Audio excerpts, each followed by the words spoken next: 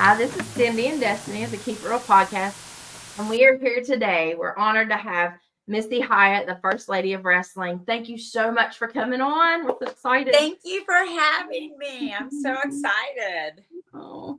For those that don't know, Missy's been a commentator, a wrestling manager, a wrestler. She's done it all, and we're excited to get to I've talk done to you. everything except sleep with Vince McMahon. Oh, phew. That's why I'm not. I guess that's why I didn't do too good in WWE at the time. Well, that's probably a great thing. Yeah. That you stayed out of that. After finding out some of the weird stuff that he's into, I'm like, my gosh. And what really boggles my mind is I managed Johnny Ace one time in Las Vegas for Herb Abrams years ago, like 1995, I think it was 95 or 96. And I remember I was wearing a latex dress and I was wearing this ring and I went to smooth the back of it and it ripped it and it went up the back. And all I had on was like underwear. And so, and my butt was showing. So Johnny had on a sequin short jacket. And I was like, Johnny, take off your jacket, give it to me. And I put it around my waist and tied it. And that's how I walked him out to the ring like that. But I know Johnny like from the Crockett era, you know, and to hear that now he's claiming he's a victim. Like if I wouldn't have done it, I would have gotten fired. Yeah, okay. Oh, I hadn't heard that part of it yet. You haven't heard that? Yeah, he's claiming he's a victim. Oh my gosh. Like what? Like he was forced to do it? Or Yeah. Get that pee-pee hard and stick that pee-pee in there. Oh my gosh. Yeah. He's a victim too. Yeah, right. And so is my dog. You're right. Yeah, we saw where you posted that thing about the whole Vince McMahon thing on your Twitter. Yeah, but he's paid more in hush money than he paid for WCW.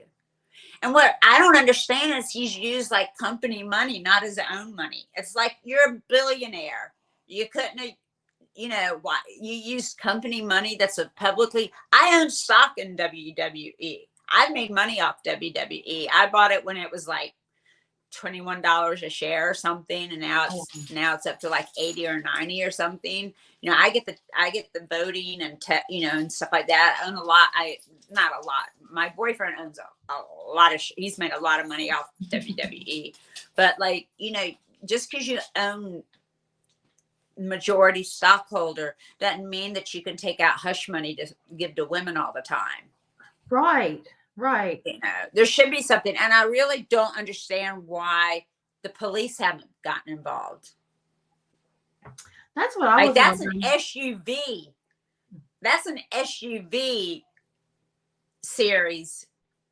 If I've ever heard one, they say, you know, SUV stripped from the headlines or whatever. Yeah, they need to do an SUV on that.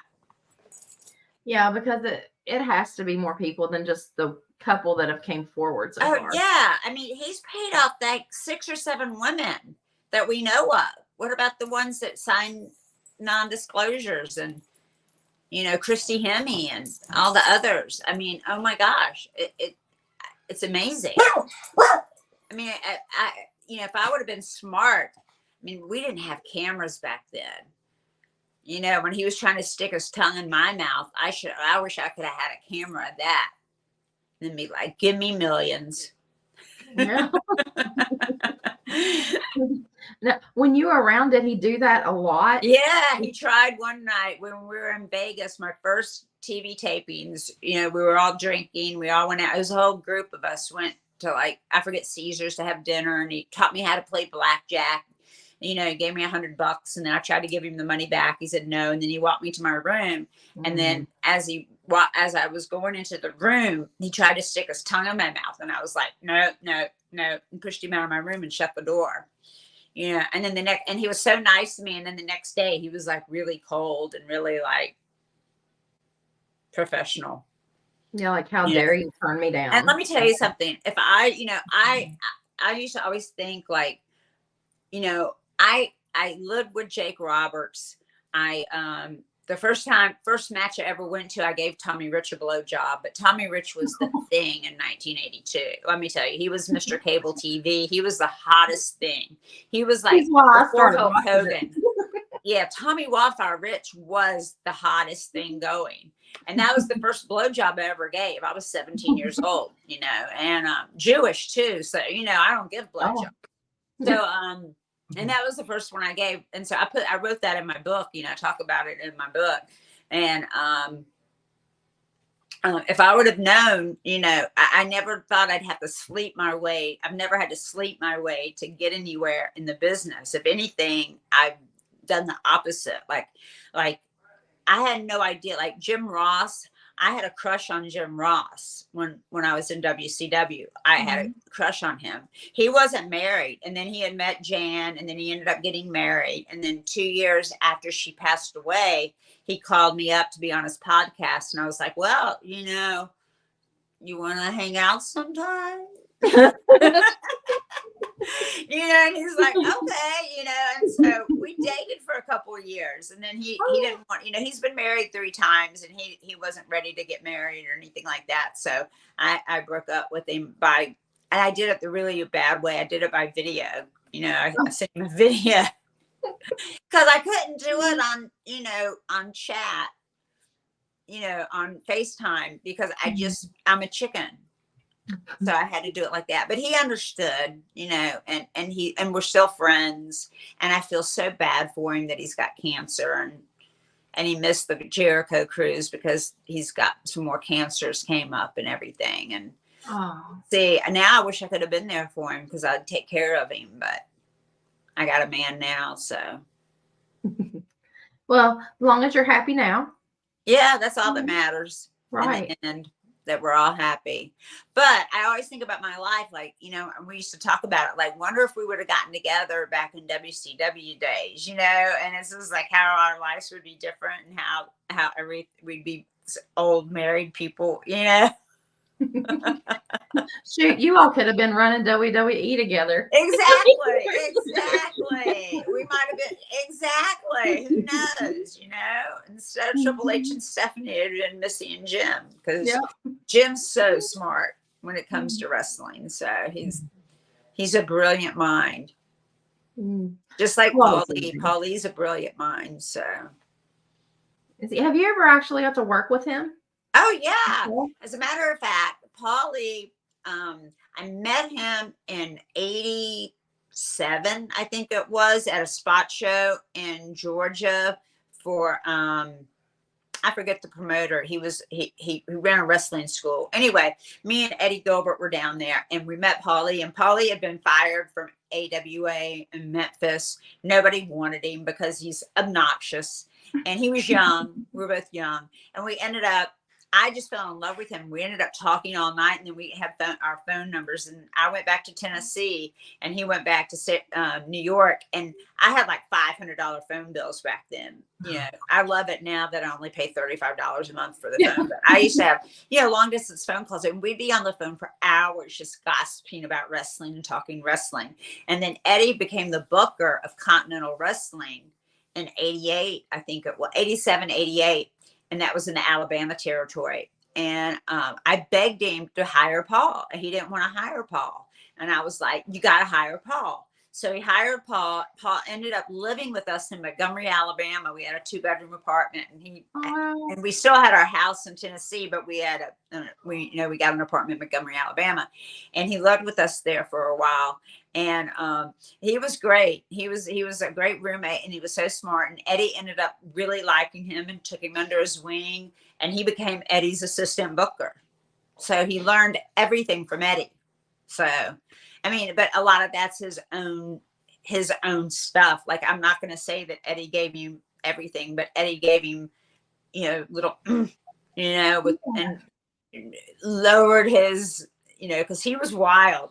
They said, if you, in AWA, I think the booker said, if you think you can book better than me, then here's the book. And so he just started writing in pen, not pencil, because I always say who has the pencil, is the booker. And he was, and he got fired. for that, of Oh. course, but he was just so obnoxious and that nobody liked him. So I guess Eddie taught him a little bit the obnoxiousness a little bit, but Paulie is awesome. And I worked for him in ECW. So I've always liked him. yeah, I managed the Sandman. I was supposed to manage Shane Douglas. Oh, okay. And originally I was supposed to manage Shane Douglas. I didn't find out I was going to manage the Sandman until on the way to the building, he calls me on the phone and he tells me, this is what you're going to do. You're going to sit at ringside and you're going to kiss Stevie Richards, and then he's going to sue you for sexual harassment, and Sandman's going to come out and save you, and da da da da da. And I didn't even know who Sandman was. I didn't even know anything about it. And I was like, well, I thought I was going to manage Shane Douglas, because right after I left WCW, they did a TV taping called Wrestling News Network with him and Jim Crockett got together. And I came out as Shane Douglas's head cheerleader. And so I thought we were doing that and turned it around, and I had to manage Sandman. So did you like that? Did you like managing him? It was okay. It was okay. At the beginning, it was fun. And then we did the thing with Raven and his kid and his wife. And his wife hated me, and she hit me with the kendo stick and broke my elbow. And I was like, there wasn't a place for me. I felt like I was a third wheel. And then I was the veteran in the locker room, and Raven was supposed to be a great finish man. And so he would always be like, okay, at the beginning, the two girls get into a cat fight and then they'll be sent to the back. And I'm like, you know what? And I said this in front of everybody, all the people that were in the match. I was like, oh, you're supposed to be a great finish man. You can't come up with something for us girls to do. Oops, my light went out. Can you still see me? Yep. We can still see you. Let me turn out the light. Okay. Is that better? Yeah. Okay, cool. I don't know what happened to my little light. Anyway, that's what happens when you buy a light from China. Anyway. Anyway. What was I saying? Oh, yeah. So, what was I saying? Something about Paul. I know it was about Paulie and Sandman. Yep. Raven was a finisher. Yeah. So I told Raven, oh, you're such a great booker, man. You can't figure out something for us girls to do. You got to just have us cat fight at the beginning and send it back. That's such a great finish, man. And I walked away. And so then Paulie came up to me and he's like, Missy, listen, you're a veteran. People look up to you. If you have a problem with him, take him to the side. Don't call him out in front of everybody. And I'm like, okay, well, he still sucks as a finish man, but I'll do whatever you want me to do. I always did anything anybody asked me. They asked me to do a hair match. Whoops, my dog. And UWF. And I was like, sure, I'll do it. This is how much money I want. And then they never asked me again, but I've never said no to anything that, anything I've done in wrestling. As a matter of fact, I put on boots and wrestled in Lubbock, Texas about 5 months ago. Laced up the boots, had the knee pads on, and locked up, did a couple of moves. I only know 6 moves now. And even dove and did a splash from the apron down, ran from the apron and did a splash on 4 people. So still at 60 years old, you can't beat that. No, you can't. You can't. I mean, I'm pushing 60, but I'm not there yet. And I know I couldn't do it. You could do it. If I can do it, you can do it. I'm used to just rolling around, getting the crap kicked out of me by Dark Journey. I mean, Sunshine was great to work with, but Dark Journey beat the living crap out of me. The boys used to watch the matches because they were like, oh, the girls are going to fight, I used to watch you and Sunshine get into it, and I loved it. I mean, yeah, they did that to me. I'm going to barber school to be a barber. And I got to do something during the week because I do, wrestling and autograph signings and stuff on the weekends. And 2024 has been great for me. I'm booked a lot in 2024 so far. And, but I want to do something during the week, and I want something, I really want a new car, to be honest with you. And a girlfriend of mine's a barber, and she told me how great it is. And I'm like, I could do that. I could cut guys' hair, And so I only got 4 more months left of school. But one of the kids in class pulled up me and Sunshine doing one of our matches and stuff. And my teacher comes over there, and everybody's watching it. And they're looking at me because I had her down, and I'm like, damn, hit her. And he's looking at me. He's like, that's you? And I'm like, yeah, that's me.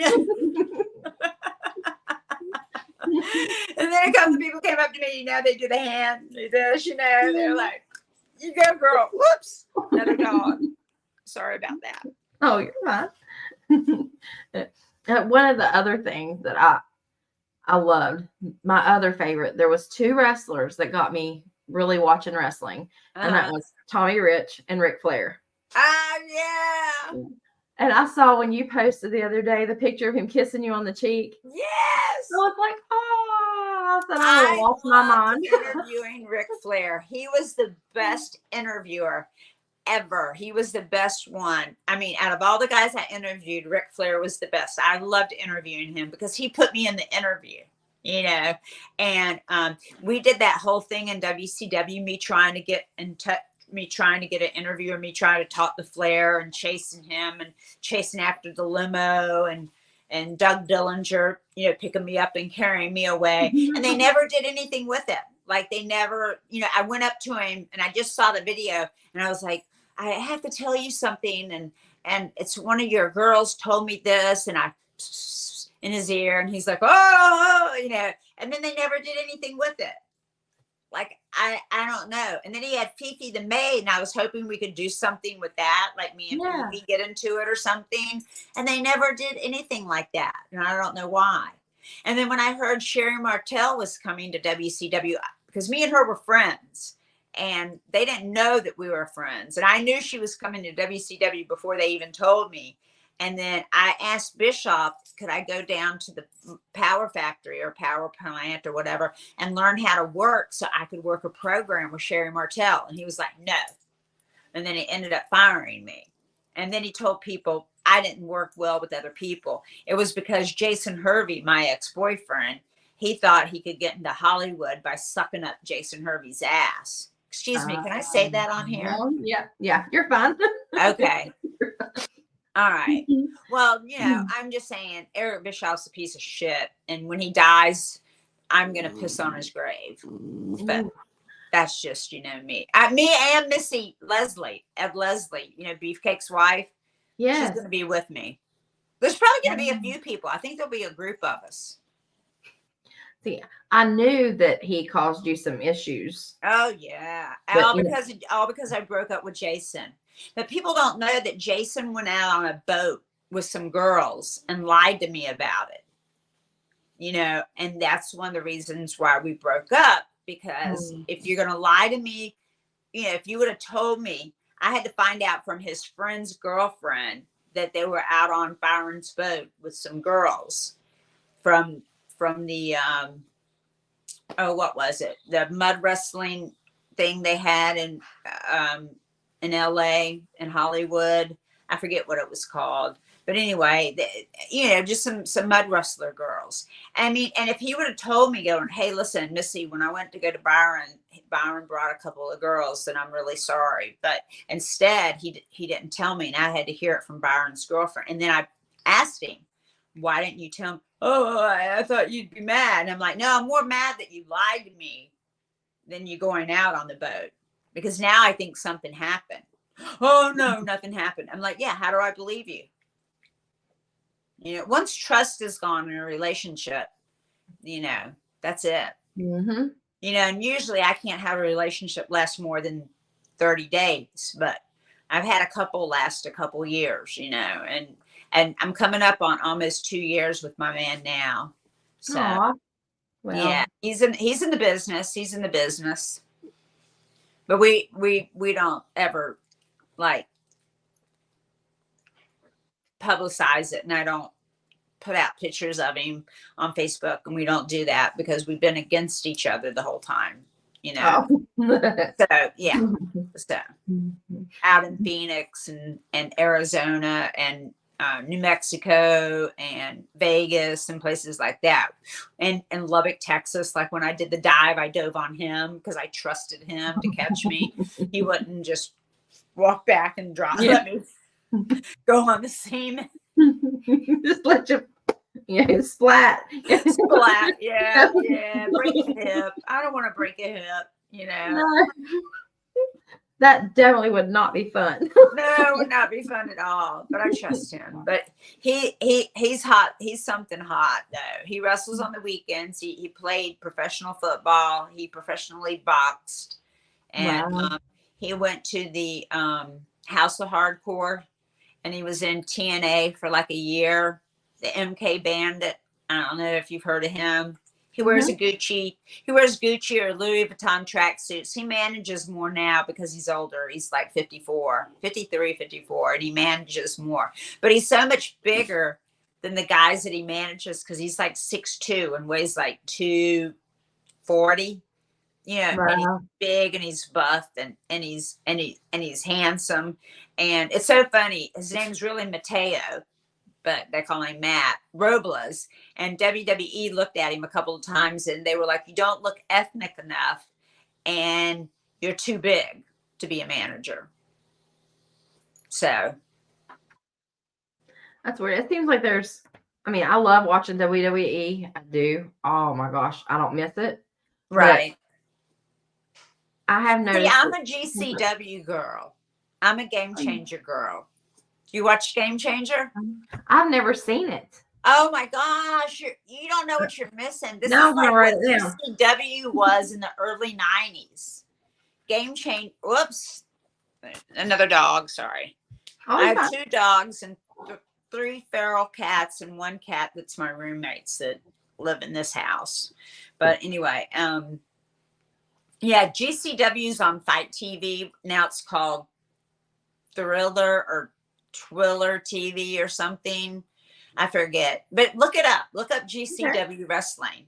It's really amazing. I mean, they get a lot of flack because they do a lot of hardcore stuff. Like Joey Janela's in it, Matt Cardona, Really?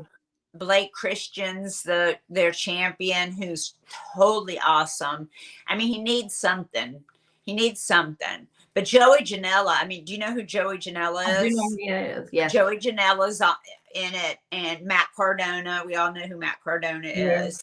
And I just saw him on the cruise, and it was so funny. I was like, "Oh, are you having fun on the cruise?" He goes, "Yeah, I'm here. My wife's getting ready for the Royal Rumble." Oh. You know, because Chelsea, I call her Chelsea Green Card, but because she's from Canada. Yeah. Yeah. Speaking I of always make fun of her, but I like her. I'll say, is she as sweet as she seems like? She's so sweet. Oh, she's awesome. I got a picture of us because I worked for him a few years ago, and we got the Gucci purse, and we're both, grabbing it like that, and we got a picture of that, and I got that framed in my so-called office, where I got all my wrestling stuff because I collect masks and a lot of stuff. Like I have a garage full of stuff that I collect, but it's sad. It's really sad. Well, I'm sure you've got a lot of nice memorabilia. I mean, I do. I got a lot of stuff, and it really upsets me because I had sent a lot of stuff to my mom, and I had a pristine program from Texas Stadium when me and Sunshine were in a mud pit match, and I took it to one of those virtual signings, and I was going to sell it, and I started the bidding like at 300 and nobody took it. And I wasn't going to sell it for not because it hadn't been folded, nothing. It was in pristine condition. And then I lost it. Oh no. I don't know what happened. I don't know if I left it in the hotel room where we did. I don't know what happened to it, but that just breaks my heart because if nobody wanted it, I would frame that and have that up somewhere. So I have an uncut sheet of the black trading cards from WCW framed, and I have my Bash 91 poster framed. I don't have a lot of wrestling stuff around. I have a picture that Tony Atlas drew of me framed. Yeah, that's really nice. But in my office / sunroom, I got a lot of memorabilia there. I like masks. I don't know why, but I like masks. You know, mask worn and signed. Yeah. And 8x10s. I got a lot of 8x10s. I collect a lot of stuff. So we don't have a huge collection, but we've got a lot of 8x10s too. We've got they're fun to collect. They're fun to get, are. and and I love taking pictures with everybody. I'm always like, "This is for Twitter," you know. And then when I ask them to sign a picture, I go, "Don't sign it to me. Just sign your name," because it's like I'm always thinking like when I die, and Pete Rosen, my attorney, who in my will gets all my wrestling memorabilia, he wants it all. Well, at least I know it's going somewhere. I don't want it, you know, because if it's signed to somebody, to me, it's not worth that much. Like when I sign trading cards and stuff, I go, can I just sign my name? Because it's worth like $30. If I sign it to you, it's not worth that much. So, yeah, I know people probably think I'm getting it to sell it on eBay or something, but no, I keep everything. I'm a hoarder. Hey, me too. I don't sell any of it. Like I've got a couple of autographed Tommy Rich back here. Oh my God. See, now, you know what? I'm going to see him soon. I think he's going to be in Ohio when I'm there. And that's one that I've gone up to him to get a picture with him. Like I did about a year ago when we were in Georgia. And I don't know if he knows or remembers that I was the girl because it was, you know, I was 17 and I didn't get in the business until I was like 21 or 22. So I don't know if he ever put it together that Melissa that he met in Macon, Georgia is the same Missy he knows now. Yeah, I'm sure he's read my book. I'm sure people have told him, you know, hey, did you really get a blowjob from MissyHyatt? You know? And knowing him, he's probably like, yeah, I don't remember. I got so many back then. Oh. Man, if I was him, and you know who else? The reason why I got into wrestling was not because of Tommy Rich. It was because my dad was flipping channels and I saw Michael Hayes and the Freebirds on. Yeah. And I was like, stop, don't change the channel. And I started watching it and I'm like, this is wrestling. Like I knew who Dusty Rhodes was, but I thought Dusty Rhodes like wrestle. I thought it was like boxing. They wrestle once a year. You know, I had no idea wrestling. Like in Tallahassee, we had the Alabama wrestling, we had Georgia Championship Wrestling and Florida Wrestling on TV. Because I remember getting out after watching Georgia Championship Wrestling, I remember getting out the little booklet, you know, what was it? The TV guide. Yeah. TV guide to check out to see when wrestling was on. Because I saw Michael Hayes on TV and I was like, oh my God, I want to do that. I want to be involved in that. I knew I didn't want to wrestle because I was like, I'll break a nail. I'll hurt. Oh no. Oh no. And I'm just not, I can't dance. I have no rhythm. I can't sing. I can't carry a tune. You know, I can lock up. I can do a couple of things. That's about it, you know, but I knew I didn't want to wrestle, but I wanted to be in wrestling so bad. And I'll never forget when me and Jake Roberts were setting up, we used to play gin rummy and snort cocaine and talk about wrestling because he was the booker for Georgia Championship Wrestling. And I remember we were up late one night and I saw Sunshine and Precious going at it. I was like, oh my God, Jake, that's what I want to do. That's what I want to do. And so he found out that they were looking for a girl because Sunshine, Precious and Jimmy Garvin were leaving and they needed a girl. They wanted a girl for Gina Hernandez or somebody. And so I sent my photos in and they hired Baby Doll. And then when me and Johnny I met Johnny at where all the wrestlers lived at the Falcon's Nest. And I saw this bleach blonde guy coming up in this little red convertible. And I fell in love. I was like, oh my God, bleach blonde. I mean, you know, Ric Flair, Tommy Rich, you know, the bleach blonde hair and everything, and tan and gorgeous. I fell in love with him the first day. And like we met the first day and then we were just together after that. And I was with him when he went to, the Carolinas for the Crockett's. And I remember when Baby Doll was walking back with Tully or something. And he said to her, he goes, I need to get me one of those, talking about her. And she goes, the next thing I know, he's out in Texas and he's got Missy with him, as a manager. And I remember when we went out to Texas, I heard that WWE was looking for a girl, or WWF was. So I sent my photos in, and George Scott, who was the booker then, called me, and I was going to be Randy Savage's valet. When Randy Savage found out that he was going to get a valet, of course he wanted his wife to do it because he wants double paycheck. He doesn't want some girl he doesn't know. Of course you'd want your wife. So, and then when they heard about it, they heard that WWF had called the house. They said, I remember it was Ken Mantell and was the booker, and it was oh God. I can't believe it's slipping my mind. I should kick myself in the ass for not, but we were there, and he's like, so when are you going to come to work here? And I'm like, I don't know. When am I? And they go, okay, well, Friday night, I still have my first paycheck. It was for $50. And I had to run out. Like Johnny called me on the mic, and I ran out, and he held Sunshine, and I hit her with my purse. So that was my first time. And it was fun. Wow. That would be fun. Yeah, it was great. I slipped and fell though when I hit her because the floor was messed up with like beer and stuff like that. And I hit her and I slipped and I fell. I got back up, acting like what? Did anybody see that? Yeah, it's on tape. You can see it. It's on my first tape. Yeah, I got on these little shorts, these little like blue and white. Oh my God, Richard Simmons shorts and everything. I think we all had some Richard Simmons shorts back then. Yeah, and it was so bad because I had a boob job, and my boob job sagged, and I didn't have a bra. And in one of those, and I'm wearing this pink outfit that I have to wrestle in, and my boobs were so saggy, and I'm watching it now, and I'm like, man, Ken Mantell was like, you need to get a bra.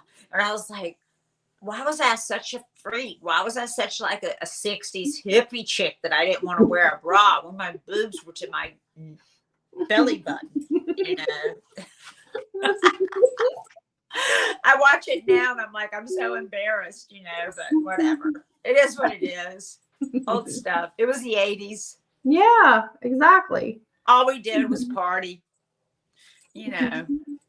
It was great. It was a great time. My boyfriend has a DeLorean, and I keep saying every time I get into it, I go, take me back to 1985 Dallas. Take me back to 1985 Dallas. But it doesn't work. The 80s were very special. I loved the 80s. I miss them too. The hair was great. The clothes, the shoulder pads, the clothes were awesome. Yes. I mean, Gucci rocked in the 80s. Gucci had some great stuff. I loved it. Yeah, and the bigger the hair, the better. The higher the hair clips. Yeah.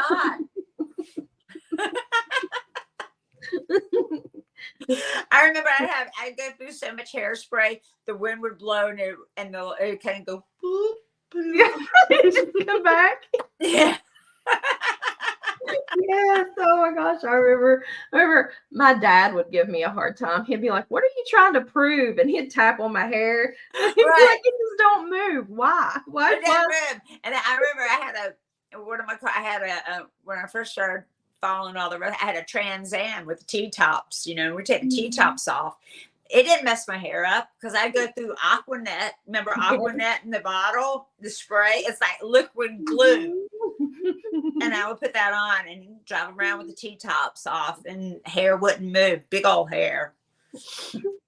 Yeah, God, I miss those days. Cover your face because if it got on your face, yeah, it was just sticky. Oh gosh. Oh yeah, it was great. You could go to sleep and wake up, and it'd still be. You just have to pat it down a little bit and spray some more on. Maybe tease a little bit. Right. So who all? I know you managed Ric Flair for a little bit. Not really. I never got a chance to manage him. I did more of chasing him for an interview, or chasing him because I had to talk to him, but I never got a chance to talk to him. I'm very disappointed about that. But and then I did the in-room locker room interviews, and Stan Hansen came out there and threw me out of the locker rooms. That was fun stuff. I remember watching an interview that you were doing with Ric Flair and Arn Anderson. Oh yeah, when Arn said we said bottoms up and he took it seriously or something.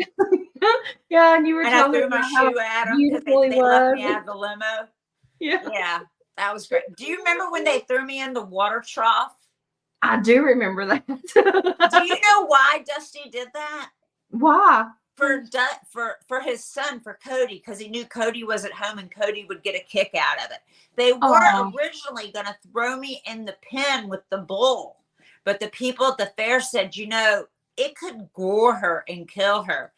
Well, I don't think we better do that. So then I remember them finding the big trough and putting water in it and everything and not noticing why. I had no idea they were going to do it to me.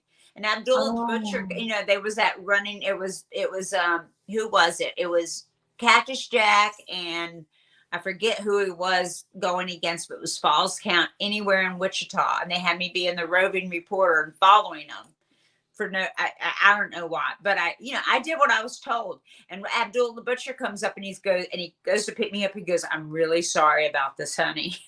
And he just threw me in. And I remember I got out and I had the mic in my hand. Thank God the mic didn't go in the water with me. And I just remember going, "Ha ha, you guys are really funny." And you know what I did? I sent them a bill for my shoes and my outfit. And made the office pay for a new pair of Gucci shoes and suit. And they did. And all I did was dry clean it and let them dry out. But I got a new pair anyway. Yeah. Well, hey, that's 2 pairs. So and then for Halloween Havoc, when I dressed up as a mermaid for the last Halloween Havoc, and they had me do this stuff. And Bonnie Blackstone made me the outfit.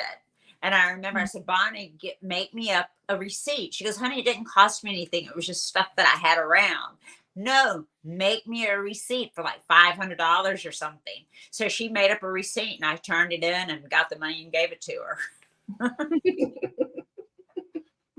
I wish I had that mermaid outfit. I wish I had it. I think she gave it to somebody or something. I wish I could talk to her and see if she could get me that mermaid outfit back, because it was really cool. It had the headpiece and the mask with with the little thing and the shells over the boobs and everything. It was a really cool mermaid outfit. You always I don't have any of my stuff, huh? I said you always had the cutest outfits on there. Oh, thank you. I should have kept all that stuff, like those tuxes that I wore with Eddie and the hot stuff and Hyatt jackets and stuff like that. But, I wasn't thinking back then like I think now that I collect stuff now. Like I gave Buff Bagwell. I got Buff Bagwell in the business, and I just saw him this past weekend in the cruise. He was my next door neighbor when me and Eddie broke up. And I remember going back to the house and finding a pair of boots that Eddie didn't wear. And I gave him the boots. They didn't really fit him that well. I think they were either too big or too small, but it was his first boots. He ended up like 6 months later wrestling Eddie in Dallas for Global Wrestling. And he said when they locked up, Eddie looked down, he goes, "You're wearing my boots." Bagwell's like, Missy gave them to me. I don't know where she got them, but Missy gave them to me. "You're wearing my boots." He said it like 3 times. And Buff thought he was going to be pissed off about it and everything, but he wasn't. He was just like, "You're wearing my boots." But, Buff was really cute. He was so sweet. He came up to me and he goes, "I got to thank you, because if it wasn't for you, I would have never made millions of dollars in the business. I would have never gotten the business. I would have been a masseuse, or who knows what I'd been doing right now." He goes, "But it wasn't for you. You changed my life and everything." And that made me feel good, because I was always proud of him, when he did stuff good. And I was so proud of him when he went to the WWE, but he only stayed there like 18 days or something. And I yelled at him. I remember calling him going, "I told you, keep your mouth shut. When you're in the dressing room, keep your mouth shut and your ears open." He's like, "I know, I should have listened to you." I always liked him. He was just like, not only his wrestling ability, but his persona was always Yeah, just so, it you was know? great. I loved him as a handsome stranger when he first started, and he wore the mask and Yeah. everything, and such a good looking guy. That was the only reason. I mean, it was so funny because I was leaving Eddie, and the lady, how when you go look at an apartment, I don't know how it is where you guys live, but in Georgia, like they put you in a little golf cart and they drive you around to the different apartments to show you. He's out there washing his Mustang. I'm like, I don't know about any apartments, but I want to live wherever he lives. So I took a 2-bedroom apartment, which I didn't need, just across the hall from him. Just so you But can I see met him and him. his girlfriend, and she was nice, and so nothing ever happened, anything like that. But he can tell a few stories because I had I went out with Bill Fralick, this football player from the Falcons, and Eddie Gilbert came over and was knocking on the door, and Bill answered the door in his underwear. Oh. There was a big scuffle, and Bagwell opens up the door because he heard all this. He didn't know what was going on, and his grill, and Eddie was throwing stuff, taking his spatula and thongs from the grill and everything, and throwing them, and all this other stuff. And I don't even know what happened with Bagwell's grill. I think it got in the melee of it or something. I don't know what happened to it, but yeah, he was there for some fun stuff. Insider stuff. Yeah. But you said that you were going to talk to us about the Jericho cruise since you just brought it up. It was amazing. It was totally amazing. I did the first night I did Jericho's podcast. I didn't know. I thought he was going to talk to me by myself for like 15 minutes and then talk to Bubba Ray Dudley and Devon Dudley and oh God. Quit growling at me. I can't remember. And so I was in a bathing suit and a cover up, because I was going to come out. They already had what I was going to say, and I was going to challenge Medusa. I was like, Medusa's not here, so I won the bikini contest by fall. I was going to say she was too scared to come or whatever, and I got booed for saying that. But I already had all the stuff that I wanted to say. And then 2 minutes beforehand, he says we're going to talk about ECW. ECW, shit. What am I going to say? So we talked about ECW, and it came out. I think the podcast was really, really good. And then they had me sign autographs one day, and they had these two guys that are on AEW. They're bleach blonde hair and colorful Hawaiian outfits. Do you know who I'm talking about in AEW? Which ones are they? Come on, Destiny. You got to know who they are. I can't remember their names. I know who you're talking about. They were beside me at the table. They had nobody in their line. I signed for 2.5 hours straight. I've never done that in my life. I've never signed that many. Wow. I've never had that many people ask me for my autograph. And I was signing the big Jericho poster, and there was a lot of people there signing autographs, and those two guys were right there, and they had hardly nobody in their line. It got to the point that they took my name down behind me because they were like cleaning up. The people were still wanting my autograph, and I wasn't going to be like an asshole and get up and leave and not do it. I mean, you got to do it. You got to be nice. So hold on. My dog is sitting on the thing. Trying to move that, and if that's better. Okay. He's 19 and a half. He can't hear nothing. He's got dementia. So I know, poor little guy. Sad. Anyway, so let's see, what happened on the cruise. So, oh my gosh. So I fell when we went to Cozumel and hurt my leg. And these two people that were on the bus with us were really, really nice. And we were talking about GCW wrestling and all this other stuff, and just having a great time talking to them. Me and Mateo were. And so I fall. I was wearing wedgies, and I had my bathing suit and a little cover up. And I'm walking and I'm looking at my phone, and the cement went down for you to wash your feet. And I hit it and I skid. And my leg, the whole front from my knee down to my ankle, just was bleeding everywhere, like road rash. It was horrible. So I remember walking to our chair, and Matt freaked out and he ran to go get Lorenzo, the guy that took us on the tour, because it was at a private resort that we went to. It was like an excursion. And so they saw it, and I wasn't with him because I had to go to bed early because I had to get up for something early, and he was out drinking, and they were like, "You don't deserve to be with her. She was bleeding and you left." He's like, "I went to go get Lorenzo." The guy cut a promo on me about how I don't deserve you, and you're a piece of shit, and all this other stuff. And he's like, "Those GCW fans, I just hate them," like that. I thought it was funny. Oh, I know. They wrapped me up. You know, they called the waitress got the medic, and then he comes running back with Lorenzo, and they're like, "Are you okay? Do you need it? You know, do you need to go to the hospital or anything?" I'm like, no, I just need to get the gravel and cleaned and bandaged, and I'm okay, you know, and I'll be okay. But trying to think of any other good gossip. I didn't really get to see any good gossip. Like Matt and I both wore Gucci tracksuits one night. I mean, they had theme nights every night, and you had to go dressed as your favorite wrestler. So he went dressed as himself, and I went dressed as him. And which I thought was strange, because I told him, I said, "Why can't you wear a blonde wig and a dress and be me, and then I be you? You know, wear the hat, the glasses, the heel glasses, and the baseball hat and the Gucci tracksuit." And he's like, "No, I don't want to do it. I don't want to do it. I don't want to do it." And I'm like, "Okay, well then go as yourself and look like an idiot." So he did. And let's see who I met. Giselle Shaw. I met her. She was wearing this beautiful green outfit at the autograph signing. She was really nice.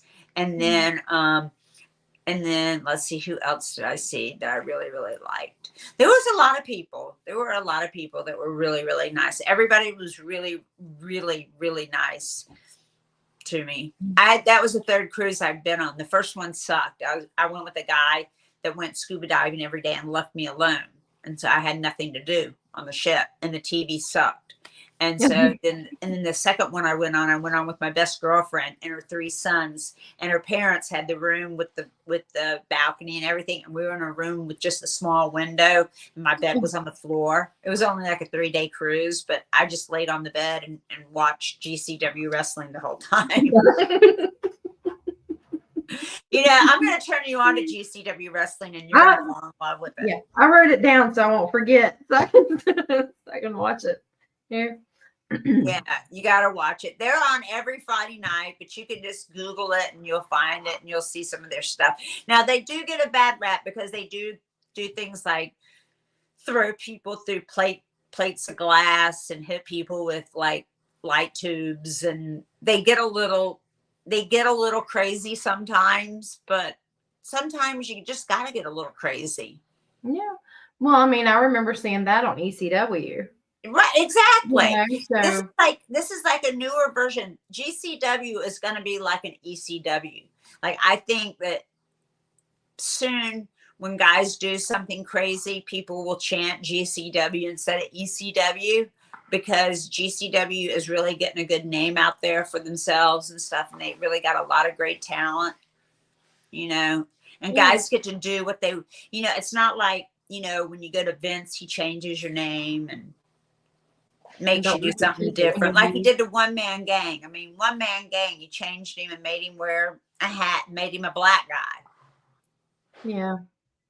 You know, so at GCW, they don't do that. You know, you get to come out. And they also have Effie. Do you know who Effie is? I do know who Effie is. I do know Effie's on there. Effie's great. I love Effie. I remember he lived in Tallahassee, where I live. And I worked a show with him up in Pavo, Georgia. And my girlfriend, Cindy, came with me, who's been my best friend since I was like 16 years old. And so I was like, "Girl, we got a road trip to go on. Pavo. It's only 30 miles. Come with me," you know, because we used to wake up and go, "Hey, they're wrestling in Miami. You want to go tomorrow? And so we drive 8 hours, I mean, back in the day, we were crazy. Anyway, so she went with me and he was like doing push-ups and she was like, oh my God, he's so hot. And I'm like, ain't happening. Ain't happening. Sorry.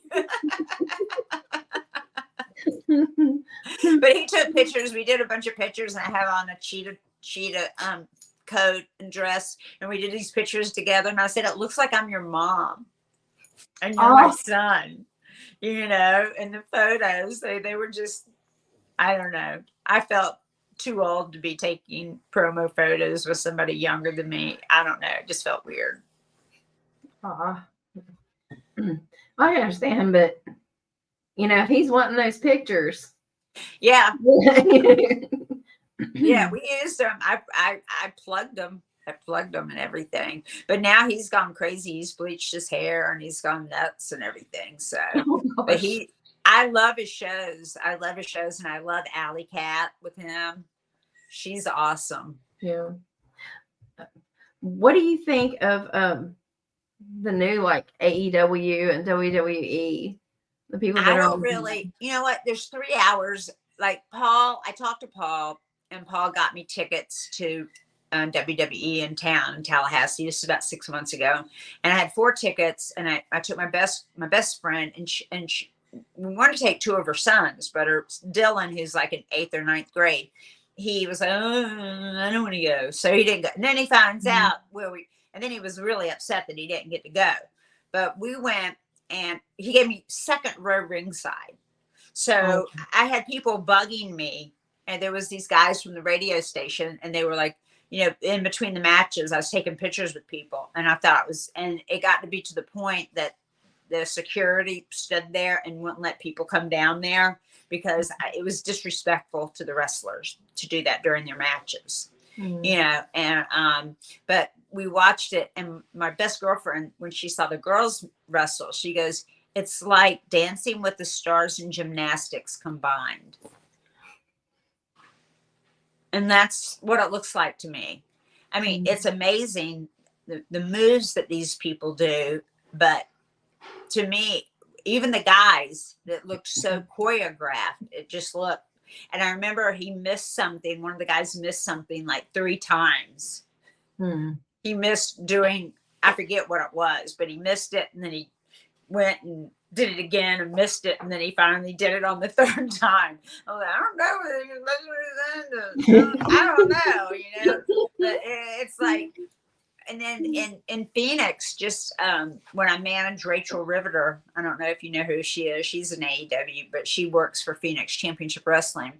And I remember it was a tag team match. And I said, and I agented the match. And I was like, okay, this is what we're going to do.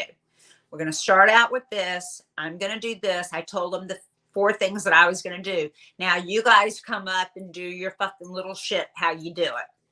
Because that's not the way we used to have separate dressing rooms. We didn't talk beforehand. We didn't do any of that nonsense when you go through.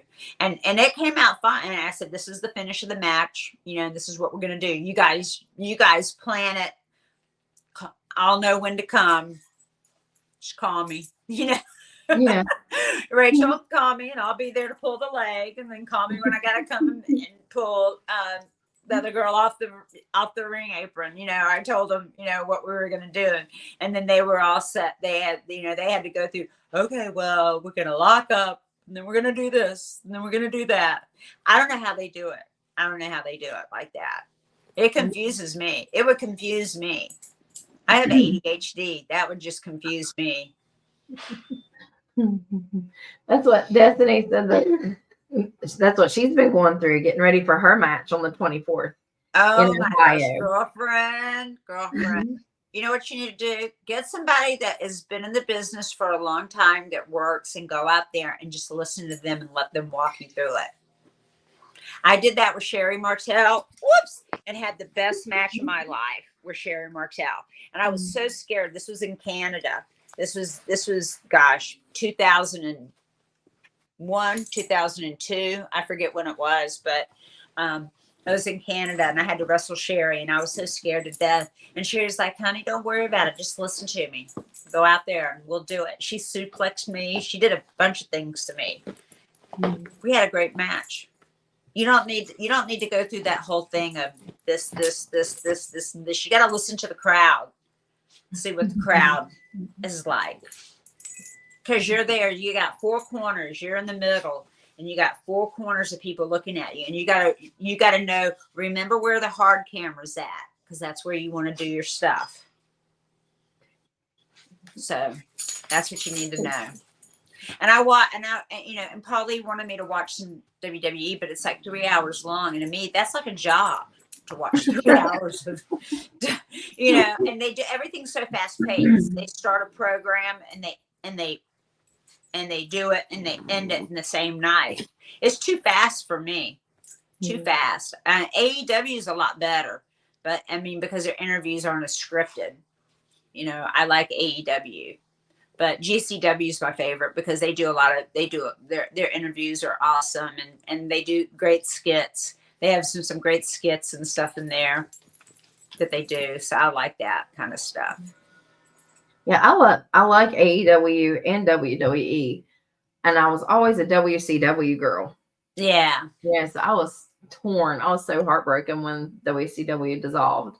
I know. And can you believe that Vince has paid more money for sex than he did at WCW? Oh my God. And what's so great is on Peacock channel, they're re-airing all my old stuff. And I have like 16, 17-year-old kids coming up to me wanting my autograph going, I just saw this and blah, blah, blah. I'm like, dude, you weren't even born. What are you talking about? That's like, awesome, it's on the Peacock channel. And I'm like, oh, okay. Yeah, that's awesome though that people are still, like Destiny, she watches you on Peacock. On YouTube and it's stuff. Great. I love it. I think it's great. I love that stuff. And you can go to WWE.com and see all, and I put my name in. Yes, I Google my own self on WWE.com and watch some old stuff. I enjoy it, because a lot of my stuff, I never used to watch my stuff. It's only been recently that Mateo watches it and he'll make me watch stuff. And it's like, I don't even remember doing that interview, or I don't remember doing this. And then some things I'm like, oh yeah, when I pushed the pie in Sunshine's face. I don't know if you remembered that one. Remember that one. And then the pie pan was still on her face, and I slapped it off her face, and then I slapped her again. I was really slapping her, and I'm like, I'd never seen it. And that was like 40 years ago. And then, and Mateo had it on his laptop and we watched it. And I was like, oh my God, that's so funny. I go, I can't believe I slapped the pie tin off her face. Stuff like that. He lets me watch stuff and a lot of this stuff, it's like, I don't remember it. And then I watch it and I'm like, oh, okay. I remember that. That was fun. And I watch stuff. So it's kind of cool. I like YouTube. You can find a lot of good stuff on there. Yes, you can. A lot. That's what her trainer, Bobby Blaze, is her trainer. Oh, okay. Yeah. I've heard of him. Yeah. And he will tell her the same thing, to go look up this person and this person and this person and study them. Just I found out in WWE that I'm either on a test because they have wrestling history. And so I'm either on a test, or there's something about me that one of the guys told me that Dom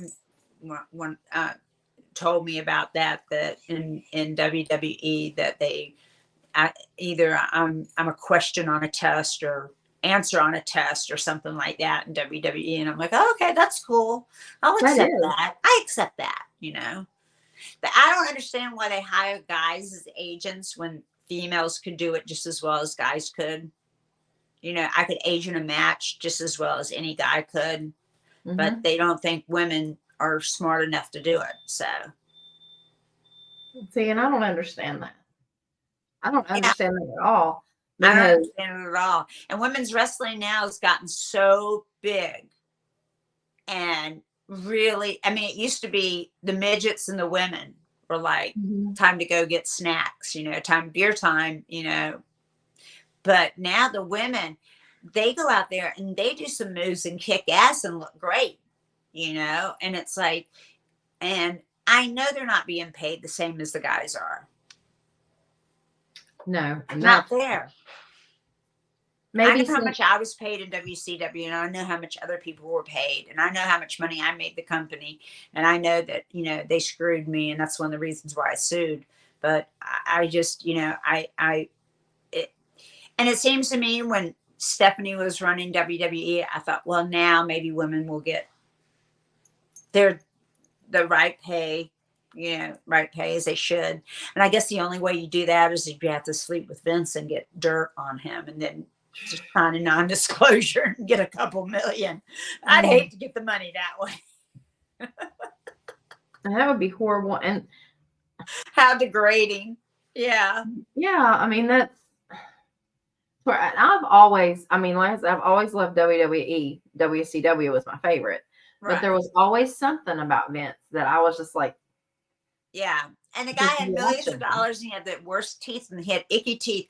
And what really got me about him is he'd wear these suits and they were so tight that you could see his underwear line and where his shirts tucked in and you could see the line. And the panty line. And I'm just like, ooh, that just like you're wearing a $3,000 suit. Can't you get it to fit better? Or wear a thong or, something. Do something with a tucked in shirt. I don't know. Something. That just, ooh. Yeah. My man dresses so good. That's one thing I love about him is he dresses way good. He's more of a luxury item whore than I am. Oh, yeah.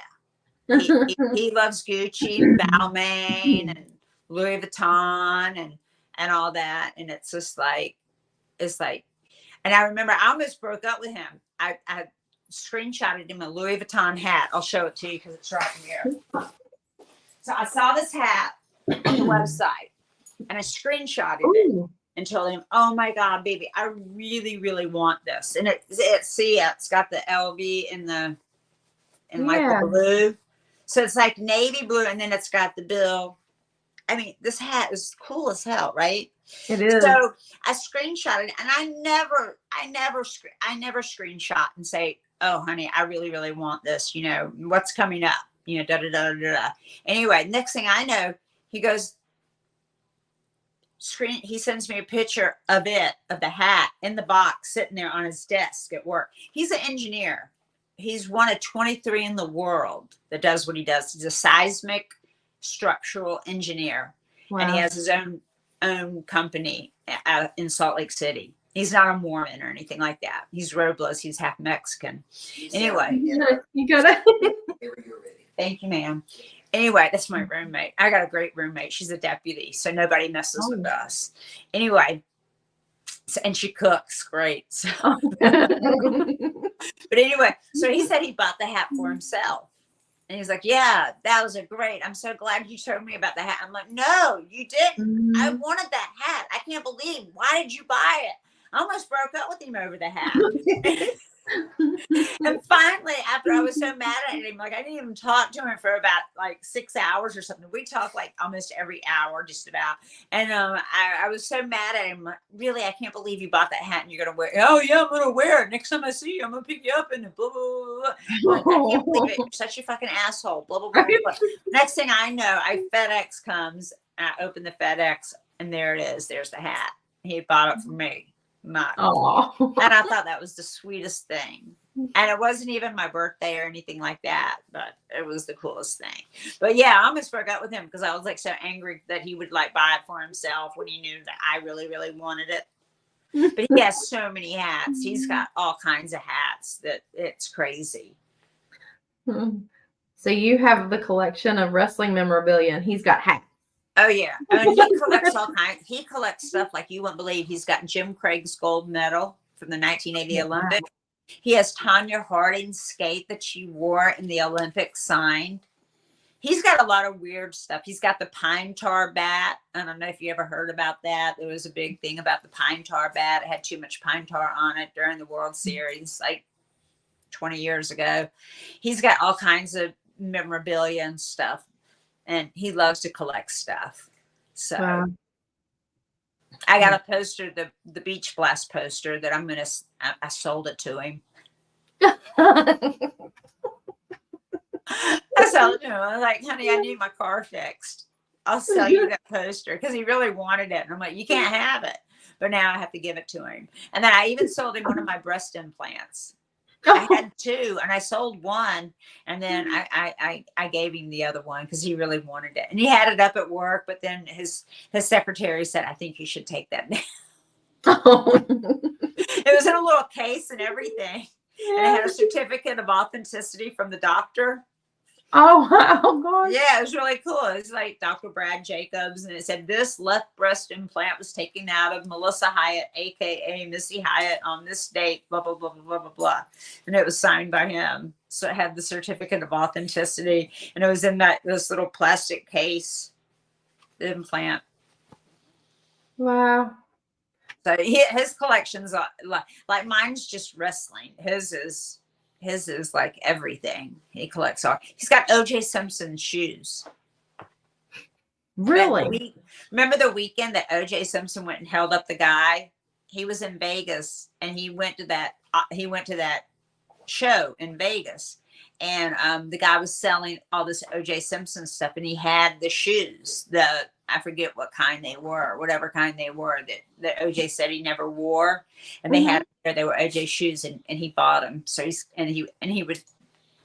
has a picture of him in a bar drinking with OJ shoes up on the bar. Yeah, his collection's pretty cool. Pretty cool collection. How in the world did he get hold of? I mean, how does one find OJ Simpson's shoes? I don't know. I mean, he got it from the guy, and then that night, O.J. Simpson went and held up the guy because he said he stole it. All of his stuff, and with took the 2 guys and went up there and he had just bought some stuff from the guy and everything. And then he's got what else does he have that's really funky? Oh, he loves Evel Knievel. He has like his helmet. He's got a bunch of Evel Knievel stuff. There's an Evel Knievel motorcycle in this memorabilia store in Vegas, and they want a lot of money for it, and he wants to buy it. I'm like, honey, you're not going to drive it. I know. I'm like, where are you going to put it? I don't know. My mom's garage with my DeLorean. It's got 5 cars. You can only drive one at a time. It's got Ace Frehley's DeLorean. Oh my God. Yeah, and he's a big Kiss fan. So he's got a lot of Kiss stuff too. Kiss is amazing. I know. We got to see the last concert in Madison Square Garden. Yeah, it was Medusa and her husband and me and Mattea and Bubba Ray Dudley was there. Blue Meanie and his wife was there, and who else was there? Thinking somebody else was there. Somebody was there from what is that pod? Oh gosh, Busted Open. One of the guys from Busted Open was there, and who else was there? I don't know. There was a couple other people that were there. It was like a group of us that we went to the last concert, and it was really cool. It was really cool. They're fun. We were sitting on the sides, and they had fire coming out, and like we could feel the fire. And I'm thinking about those guys are 150 years old that are up on stage in leather and makeup, and the heat must have been just horrendous, and they were good. They were just as good then as they were 30 years ago. It was amazing.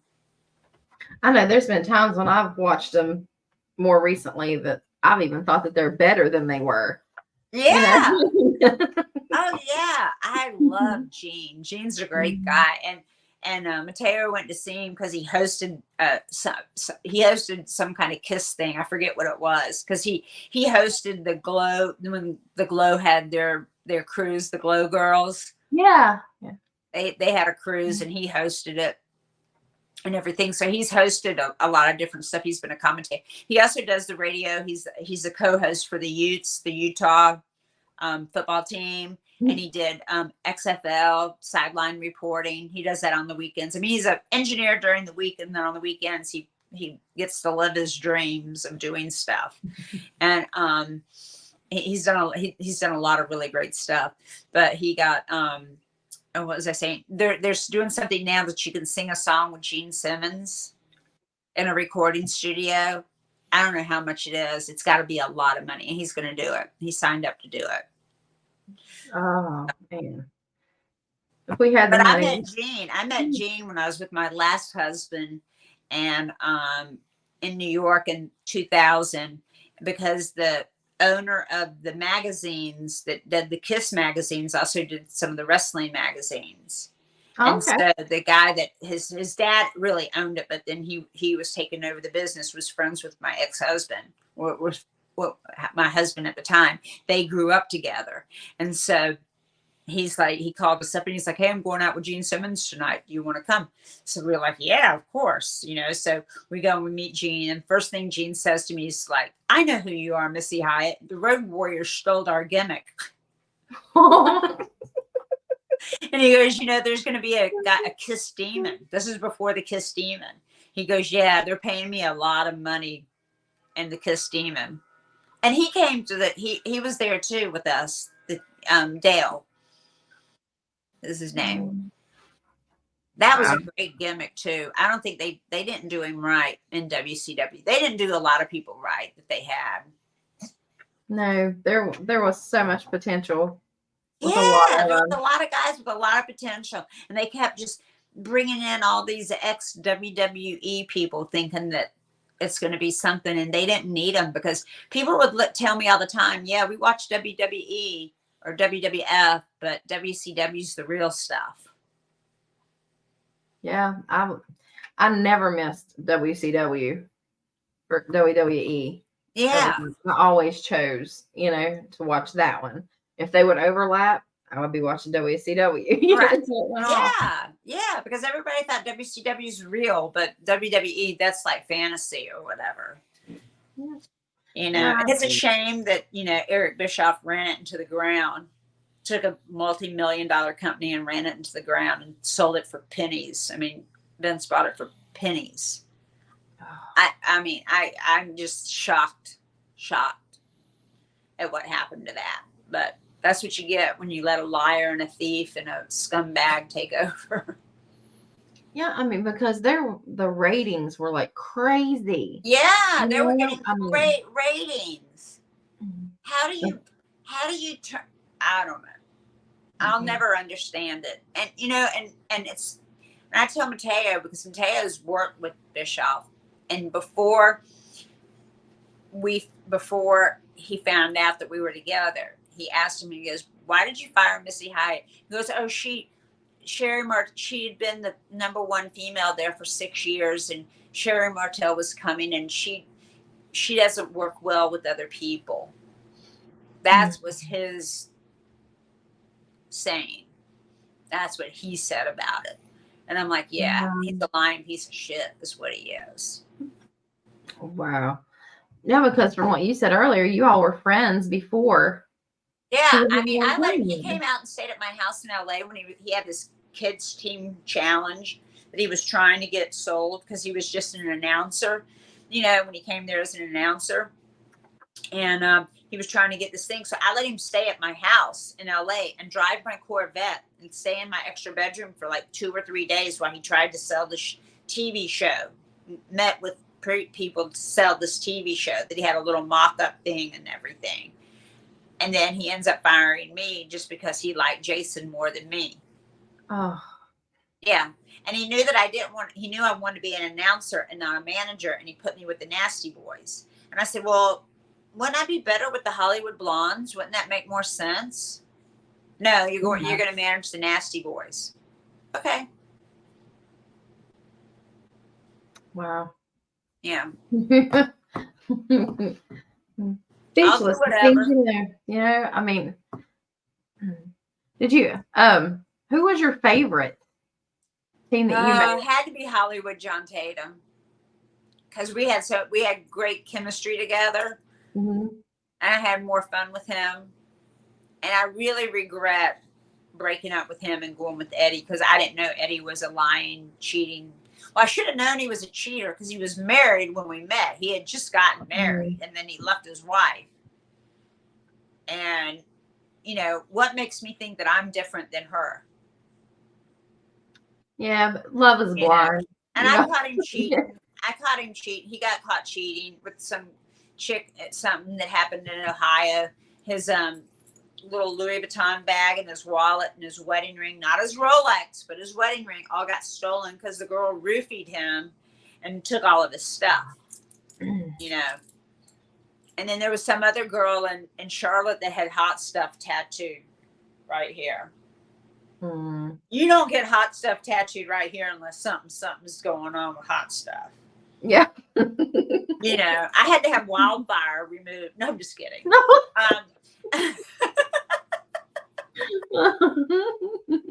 Yeah, my tramp stamp used to say wildfire. No, we're going to be seeing him next weekend? Yep. We'll Are you going to be seeing him? Yeah. Yeah. Oh, awesome. Kentucky. Send him my love. I will. We'll do that. We'll do that. If it wasn't for him, man, I wouldn't be in wrestling. I fell in love with wrestling and him and Michael Hayes. And I loved Michael Hayes because I like the bad guys. I do too.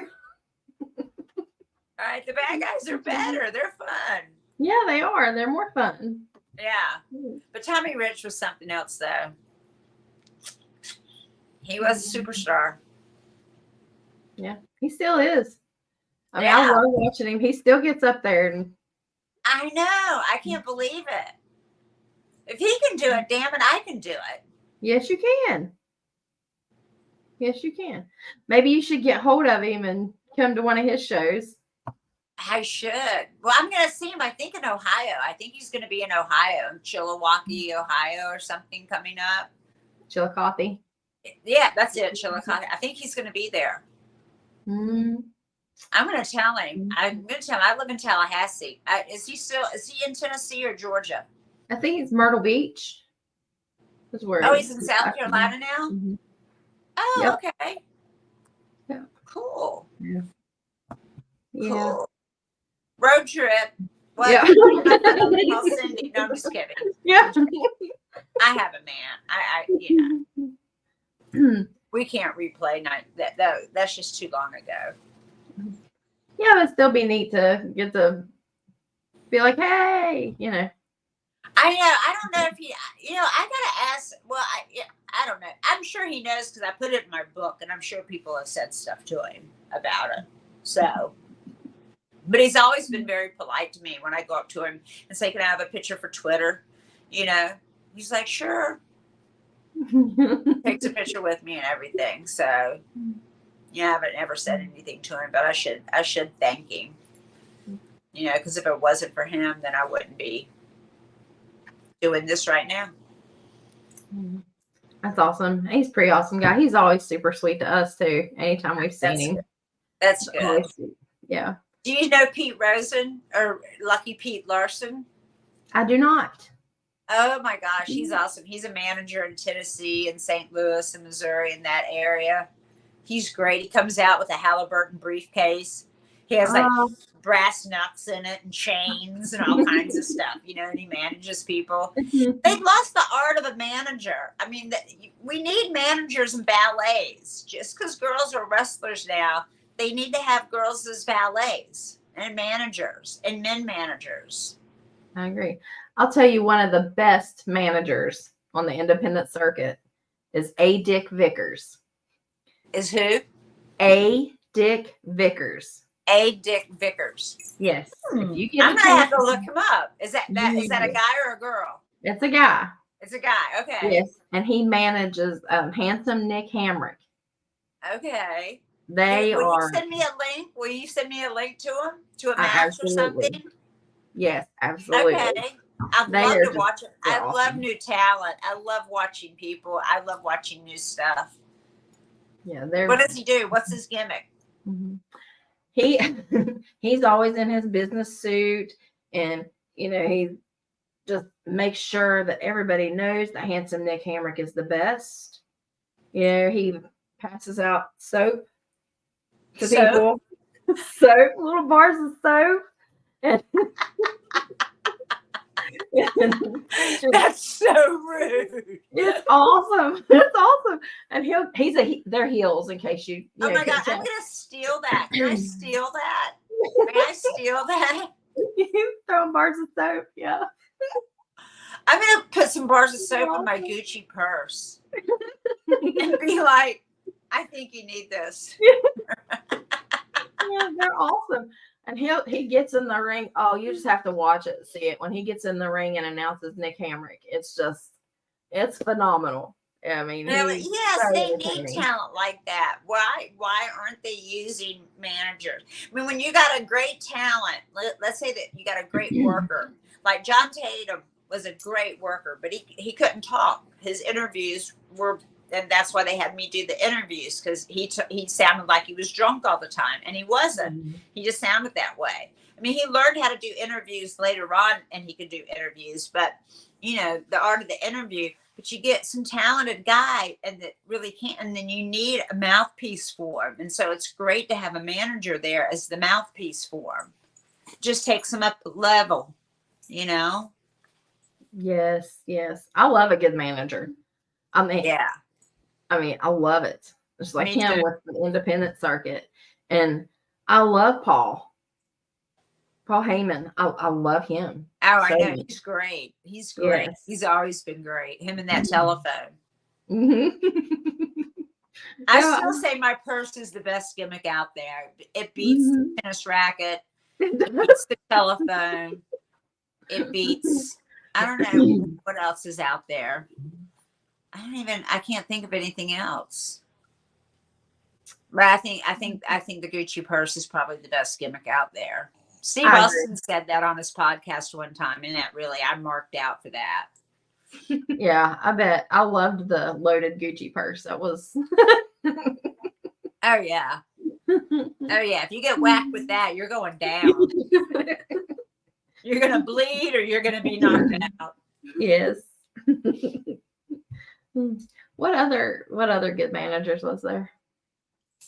Let's see. I loved Sherry Martel as a manager. I loved her as a wrestler, but I thought she was awesome when she came out there in the French maid outfit with oh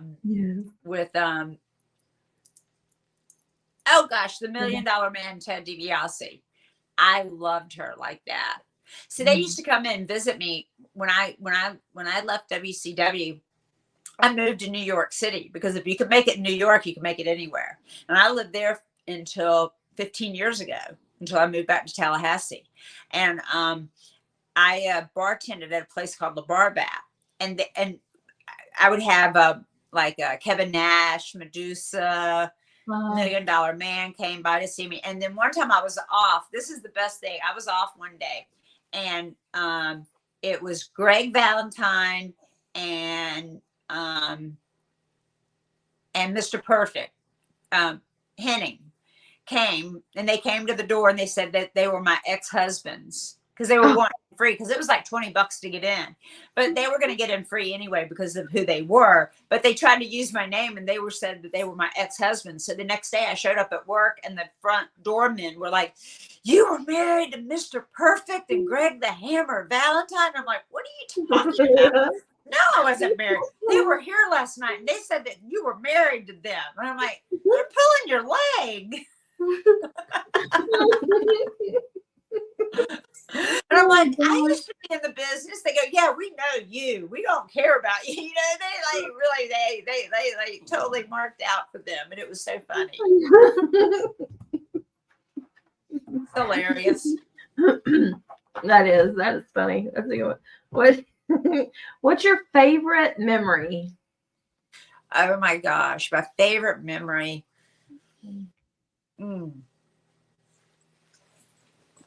I would have to definitely going to Israel for WCW or WCCW, I should say, and going to Israel, and because the only thing on TV in the 80s was world class wrestling, NBA basketball, and educational and political stuff.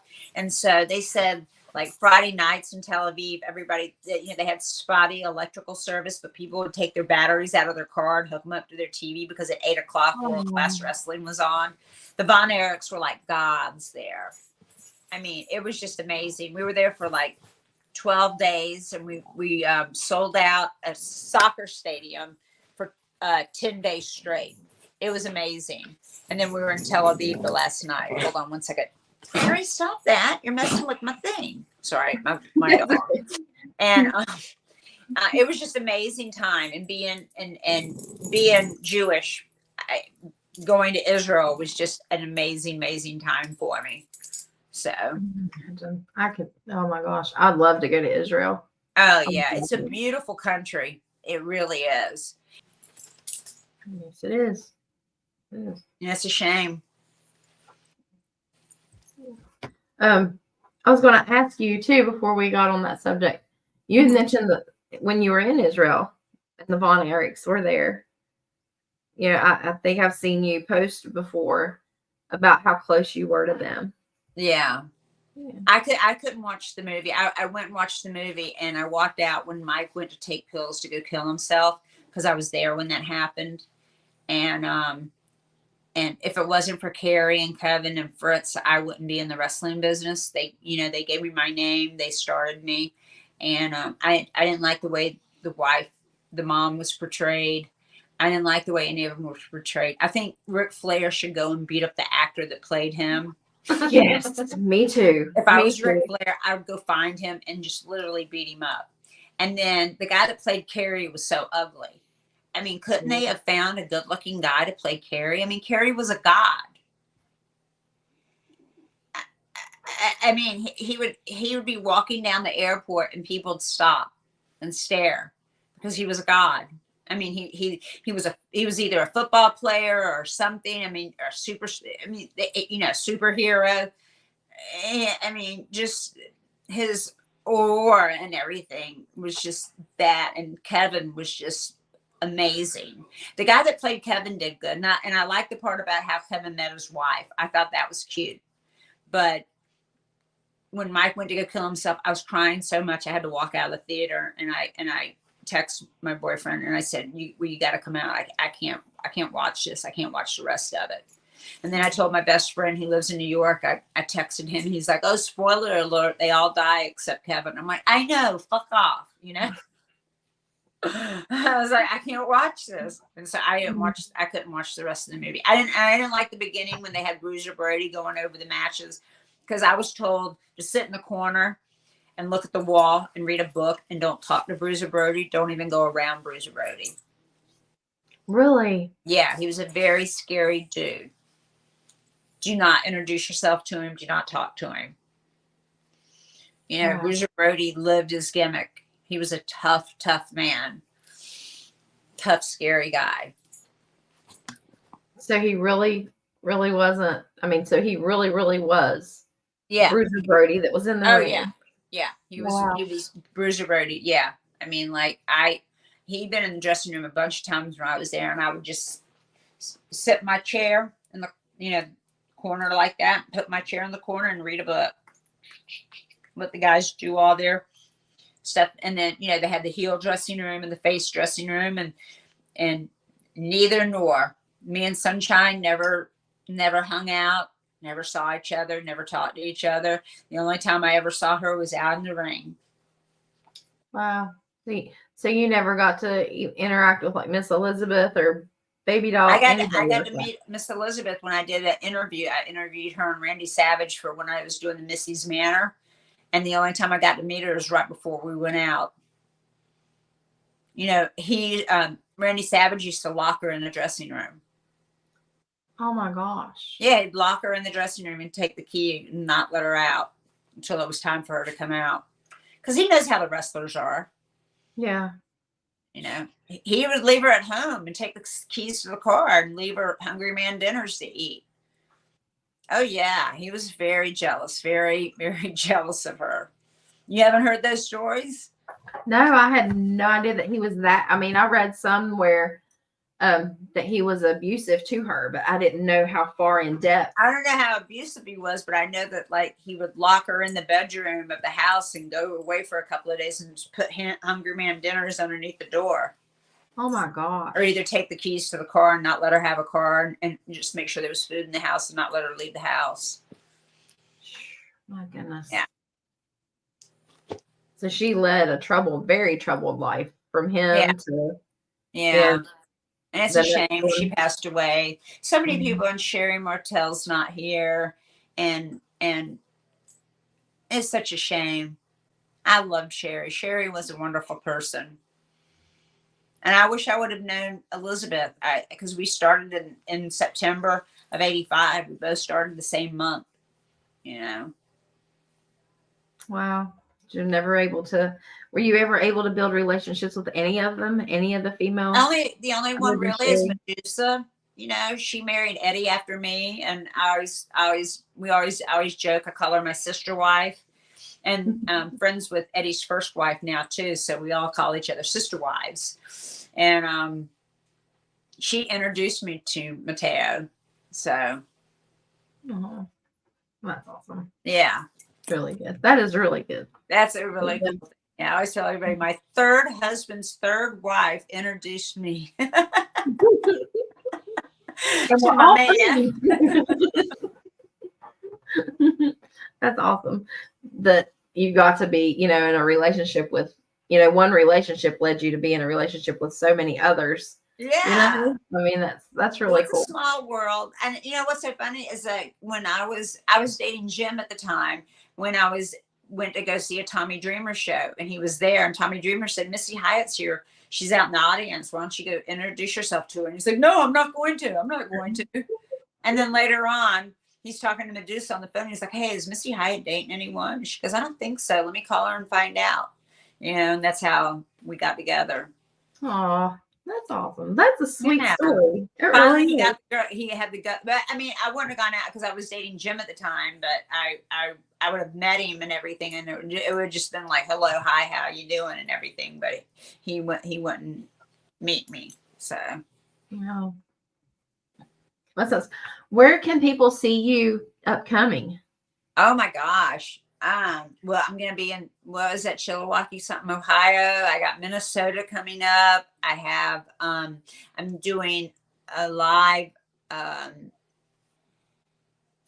1 second, I can tell you.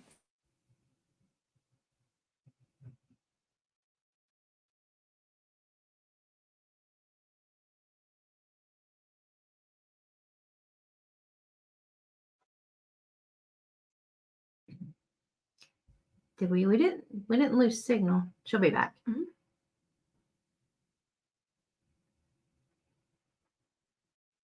So while we're waiting, we're going to give a shout out to our sponsors.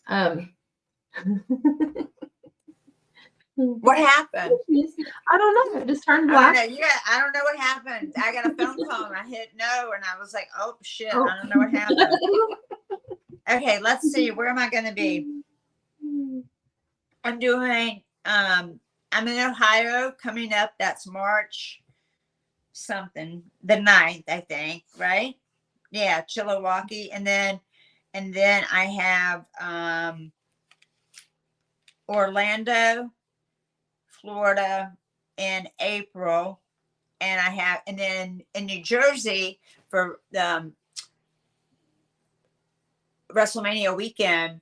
Friday I'm signing autographs at the ECW arena. Then I'm working ECW show, and then I'm going over to Game Changer and working over there. And then on cool. Saturday I'm working for Game Changer. I'm signing autographs at WrestleCon, and then that night I'll be at GCW because I'm inducting Eddie Gilbert into their Hall of Fame. Oh, Why they asked me? I'm the second wife out of 3, but they asked me to do it, so I'm like, okay, I'll do it. I can do that. And then I also have I think in February I have a virtual signing with Rob Feinstein. I'm trying to find out where that's. Oh, that's February. I don't have my glasses on. I think it's the 27th. And then the Monsters of Rock cruise, and then Ohio, and then Orlando, and New Jersey, and then Minnesota's in May. So I'm that's if you just go and find me, Missy Hyatt, on Twitter or X or whatever it's called now. I have all my stuff. I plug all my stuff on there, or the real MissyHyatt on Instagram. And I can't, and on Facebook, I can't take, people always ask me, will you please friend me? I've reached my limit. So I can't friend anybody anymore. So We got lucky. but I friend women most of the time when I go through the things, but then they stop me from doing that. They go, you've reached a limit. So I can't even, when women, because I like, because girls aren't going to bug me like guys are and send me dick pictures and stuff like that, which they do. And I just, women are cooler than guys, but I can't, they won't even let me really do that anymore. So I just say, but the same stuff that I put on Facebook goes on Instagram anyway. So, and that's the real MissyHyatt. So you can find me there. Okay. We'll tag you in all of these. We'll tag your. Yes, please tag me in them. Yeah, so I can see it and watch it. And please, and send me the thing about the manager. I want to see the manager. I definitely will send that to you. He'll be so tickled. He'll be like, "Y'all talked about me, really?" Yeah, definitely. I want to see his work. I'm stealing the soap thing. I'm stealing that. So next time I work in Phoenix, I'm gonna definitely hand out soap. I'm gonna go steal it from the cart from the lady at the hotel. All their largest. Yeah, little bars of soap. Yeah. I'm just gonna go take them all. I steal them all now anyway. Because I use Olay, the liquid, and then I have like 3 little bars of soap on the soap dish that are from hotels. Okay. If those same social medias, if somebody wants to get like your merch or pictures signed or anything, can they? Yeah, just hit me up on. You can hit me up on Instagram. I only check like once a week, but Twitter I check more. So just hit me up on Twitter if you want an 8x10 or something, or I got calendars, 8x10s, trading cards. I have the ECW trading cards, and I have regular trading cards, new trading cards, old picture. Nobody likes new pictures of me. They want the old pictures of me. So I sell the old pictures. So I guess for memories. Yeah, I guess so. They like the hair. Yeah. It's all about the hair. Well, I like my old pictures of me better than my new pictures too. So. Yeah. Me too. Less wrinkles and stuff, Because we put up a picture, and I put it up on. I think I put it up on Twitter, and it was a picture of me from the bikini contest, and a picture of me now, and it's like I starved myself to look that way back in 1992 or 93 or whenever that was, and now, I've aged. I can't look like, it's just impossible to look like that. Can't look like that anymore. Well, I think you look amazing though. Well, thank you very much. Appreciate it. I think you look amazing. Thank you. I was telling Destiny that I was like, I wish I would love to look like that. Just, thank you so much. You're very sweet. And I hope, Destiny, I hope you do really great on your first match. Are you guys taping it? Is it going to be taped? Yeah. Okay. I was going to say if it wasn't, I would have somebody tape it for you. You know what I'm saying? Get a friend of yours to take your camera and tape it and watch it so you'll have it. Yeah, it's gonna be awesome. She's been doing pretty good on her promos too. Oh, good. That's awesome. Yeah. Just, you know what? Look in the mirror, go in the bathroom while you're at home. I used to take the my hairbrush and do it and watch myself, and they would tell me, like, my interviews, like, you're going to interview Ric Flair, so I would be thinking about in my head, okay, I'm going to say, welcome everybody, here's the world champion, Nature Boy Ric Flair. I would think in my mind what I was going to say, and what I was going to lead him into and say stuff and everything like that, and just look in the mirror and just practice looking in the mirror. And now that you got phones, you can even set up the phone and do cut promos and then re-watch them. God, I wish we would have had something like that back then. I would have had so much fun with that. But I'd be in a lot of trouble. Like, what's her name? Oh, who's that girl that got in trouble in WWE? Paige. Oh my gosh, yes. Yeah. I wouldn't have done that. But, they would have got me like screaming at somebody or something. Yeah. Back in my younger days, I was very much of a handful. I could have seen it. I would love to have been a fly on the wall when you told Bischoff what was up. Oh yeah.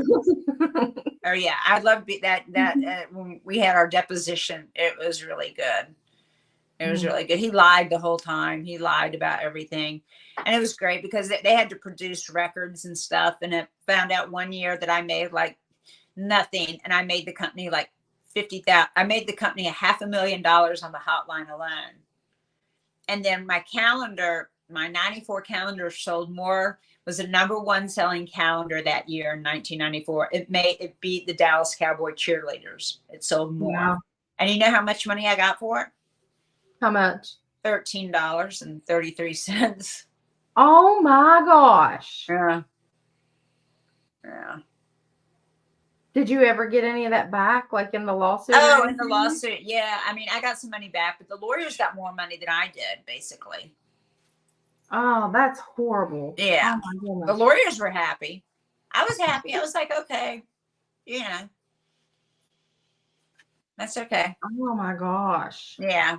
Now, Dave, if I would have done it now with the Me Too movement and stuff like that, they would have been in so much trouble. But yeah, back then people didn't care.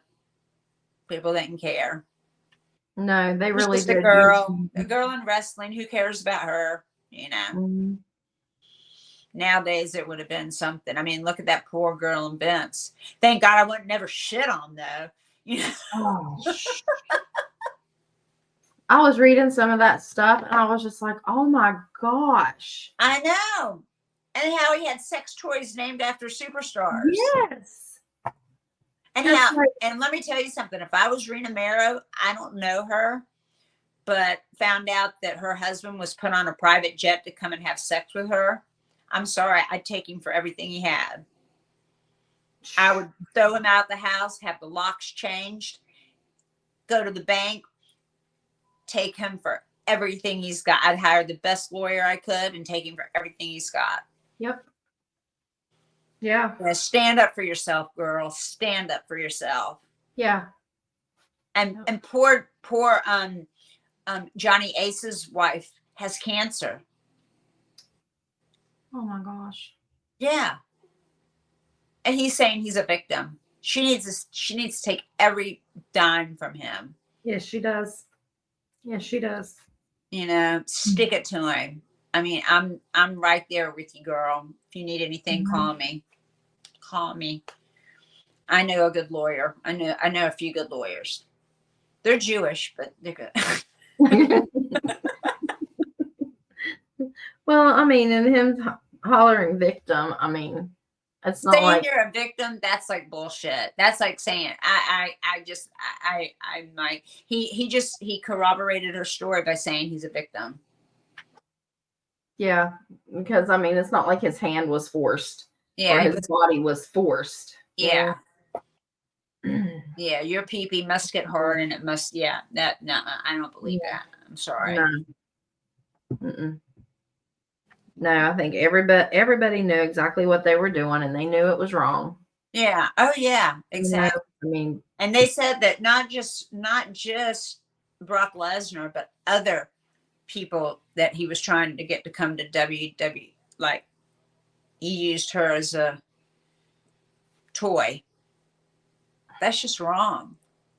I mean, what makes you, because you got so much money that you think you can do whatever you want and buy whatever you want and get away with whatever you want and get away with it, And he's paid so many girls off with these non-disclosure clauses, and he paid her $4 million. He paid her $2 million, and then reneged on the other $2 million. And it's not even your money. You were taking it from the company, so it's not even your money that you're paying these girls off with. That we know of. $7 million that we know of. I don't know. I saw how today. How we don't know. Right. Where's my million? I want to know. Right? Where's mine? I didn't get any. Yeah, people were. I saw today that somebody was saying that, or they're waiting for the Epstein list to come out to see if Vince was on it. Yeah. Oh yeah. I bet. You know what? I wonder. I wonder. Makes me wonder. Oh my gosh. I didn't even think about that. Yeah. Yeah, they all run together. Those millionaires, they run together. Yeah. And I'm also concerned how many people are going to be heartbroken when they find out who all really involved with them. Yeah, exactly. It's going to be sad. It's like every time I see something come up, I'm like, I don't know if I want to read it or not. I know. I know. It's really sad. I couldn't believe it. I don't know. I just can't believe it. I can't believe that you could treat another human being that way. Yeah, it makes me think poor Linda. I know. They live separate lives. They always have. You know, and when I heard, the rumor I heard when I was there was like they only hired beautiful women to work in the offices, like ex-Playboy, ex-Penthouse models, and that Linda and Vince would have a bet on who could sleep with them first, the new hire. Either Linda would, yeah. That's what I heard. That's the rumor I heard. I don't know if that's true or not, but that's just what I heard. Oh my gosh. You know, and my best friend's going to be so mad at me because he says, you never talk about sex on your podcast. You should never, ever talk about sex. I'm sorry. I talked about a blowjob and I'm talking about that. You know, Vince started it. If it wasn't for Vince, we wouldn't even be talking about sex. Yeah. So, it's his fault. Yeah, it's all his fault. That's his fault. It's all Vince's fault. And he stepped down as CEO or whatever. I voted him out like every time I would get the voting, you know, because you get the vote. I'd always vote him out, but it never mattered. You know, I don't own that many shares to even make a difference. Yeah, but at least that was one vote. Yeah. Exactly. So I know I feel bad for Stephanie and her kids. Me too. Me too. I feel real bad for Stephanie. And I heard and she's got babies. She's got kids.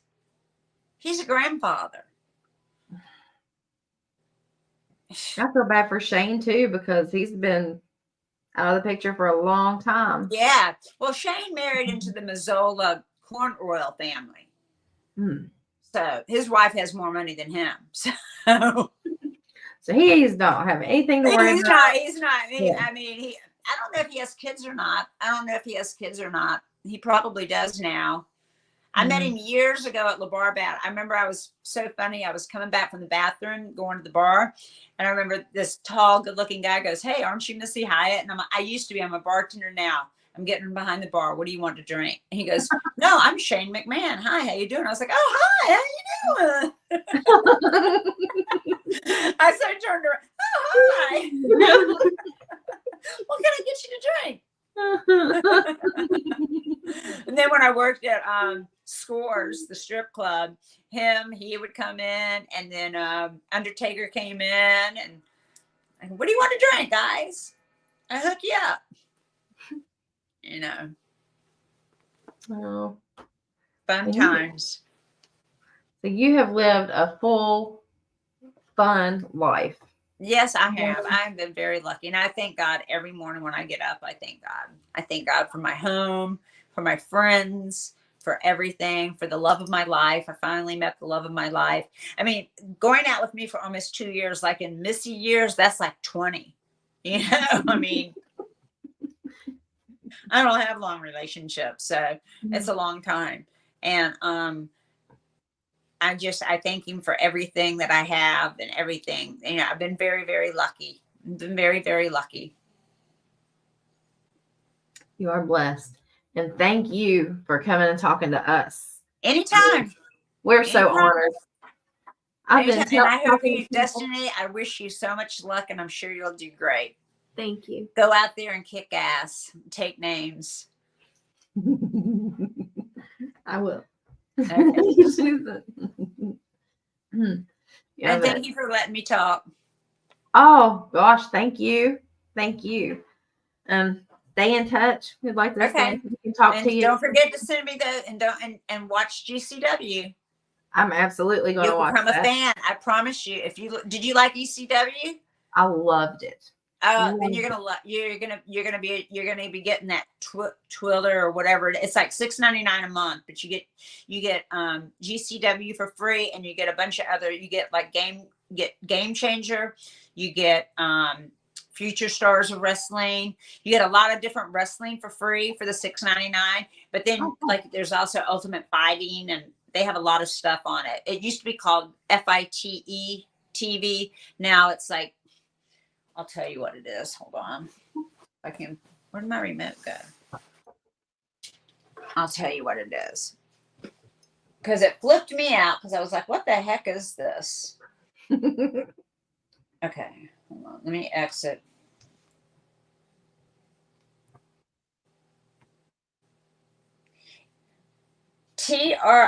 TRILLER TV. Okay. Triller.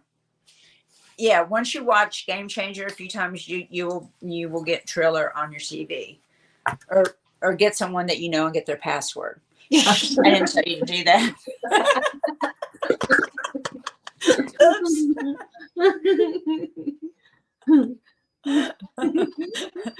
you just want to watch it, you just want to check it out, Yeah, I just wanted a free trial. That's Yeah, exactly. I think they do that anyway. Yeah. So. You'll fall in love with Game Changer, I promise you. I'm definitely gonna check it out. Okay, cool beans. And again, Well, I'm gonna go have dinner. My dinner's been waiting on me, and I'm lucky I have a roommate that's a deputy that cooks. Yes. Who's luckier than me? Right. But we will let you go. And again, thank you. And this is Cindy and Destiny with Keep It Real podcast with the First Lady of Wrestling, Missy Hyatt. Thank you so much. Sure. Thank Have you. a good one. Bye.